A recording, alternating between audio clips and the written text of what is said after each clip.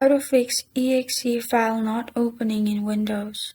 Hi everyone, I'm here to assist you today. Without any delay, let's jump right in. First, open your Windows and then click on the search bar at the bottom left corner of your screen. Search Apps and Features and click on Apps and Features. You can also go to Settings and go to Apps and Features. After you've done that, on the left side, click on Default Apps. In Default Apps, simply scroll down and you'll find Reset or Default Apps option. Click on Reset in here. After you've done that, you're good to go. Everything will be reset and your problem will be fixed. This is how to fix EXE file not opening in Windows.